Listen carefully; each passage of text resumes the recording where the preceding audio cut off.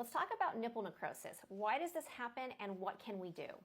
So this problem, like many of the issues we see with plastic surgery procedures, has to do with altered blood supply. So the types of surgeries where you can see this complication are going to be things where the blood supply is changed. And that's going to be, in general, mastectomy patients, so our reconstruction patients, breast lift patients, as well as breast reduction patients. Now, sometimes this problem happens because the surgeon is too aggressive or does something that is too aggressive that alters the blood supply too much.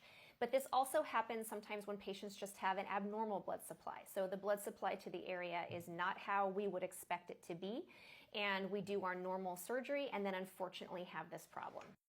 And no, I know someone's going to ask it. We don't have any type of simple test that we can do to figure this out before surgery. So unfortunately, this is something we find out when we do the surgery and then we manage it as we encounter it.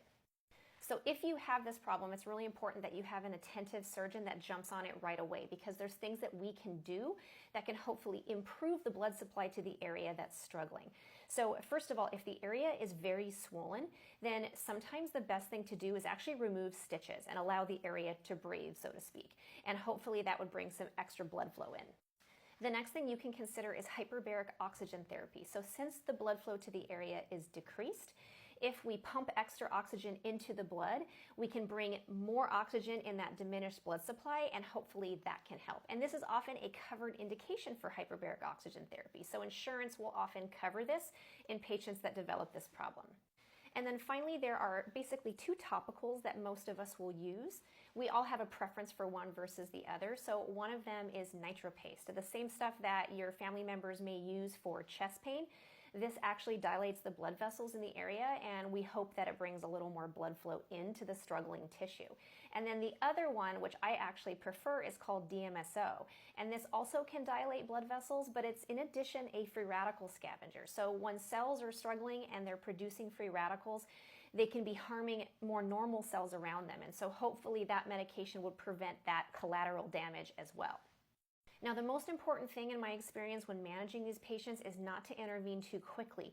Even if things look really bad right after surgery, with all of the proper care, sometimes things will recover and you won't lose as much tissue as you think you are. So it's really important not to jump in the next day and remove everything. You want to give it time to heal, do all of the methods that I mentioned to improve blood flow to the area, and give it a chance.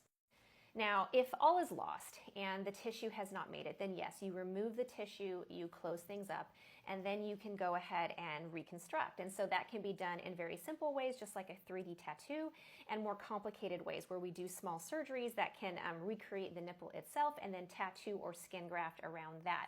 And all plastic surgeons are facile in these reconstructive methods, and they work really nicely. So again, this is not a common problem, but it is a problem that should be managed quickly and properly by your plastic surgeon if you have it. So this is really the reason why you choose a good plastic surgeon who is going to be there for you if you need them, because it's not fun, obviously, to go through as a patient, and it feels very uncomfortable to not have support. And you want your surgeon arm in arm with you, helping you through this difficult time.